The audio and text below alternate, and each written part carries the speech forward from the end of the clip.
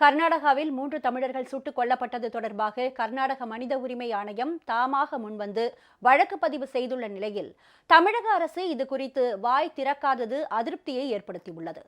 கர்நாடக மாநிலம் சாம்ராஜ்நகர் மாவட்டம் ஹானூர் வட்டம் காவிரி வனவிலங்கு சரணாலயத்தை ஒட்டிய வனப்பகுதியில் மான் வேட்டையாடியதாக பொய்யான குற்றச்சாட்டில் 3 தமிழர்கள் சுட்டுக் கொல்லப்பட்டனர். இது தொடர்பாக கர்நாடக மாநில மனித உரிமைகள் ஆணையம் தாமாக முன்வந்து வழக்கு பதிவு செய்துள்ளது. ஆணையத்தின் உத்தரவின்படி துப்பாக்கிச்சூடு நடந்த இடத்திற்கு நேரில் சென்று விசாரணை நடத்தவும், உயிரிழந்தவர்களின் குடும்பத்தினரையும் நேரில் சந்தித்து விசாரணை நடத்தவும் குழு அனுப்பப்பட்டுள்ளது. நிகழ்விடத்தில் உள்ள வனத்துறை கண்காணிப்பு அறைகள் மீது நடத்தப்பட்டதாக கூறப்படும் தாக்குதல் மற்றும் அதன் பின்னணியை இந்த குழு சரிபார்க்கும். மேலும் உள்ளூர் மக்கள் மற்றும் சம்பந்தப்பட்ட அதிகாரிகளிடம் வாக்குமூலங்களை பெற்று ஆதாரங்களை சேகரித்து அதன் அடிப்படையில் அறிக்கை அளிக்கும்.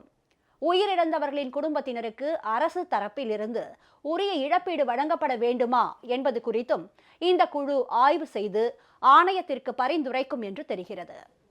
3 தமிழர்கள் சுட்டுக் கொல்லப்பட்டது குறித்து விசாரிக்க கர்நாடக மாநில மனித உரிமை ஆணையம் நடவடிக்கை எடுத்துள்ள நிலையில் தமிழக அரசு இந்த விவகாரத்தில் அமைதி காப்பது அதிருப்தியை ஏற்படுத்தியுள்ளது.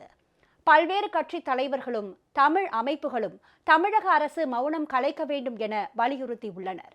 இதனிடையே இந்த போலி துப்பாக்கிச் சூட்டை கண்டித்து ஹானூர் பகுதியில் ஆயிரக்கணக்கான உள்ளூர் மக்கள் திரண்டு போராட்டத்தில் ஈடுபட்டனர்.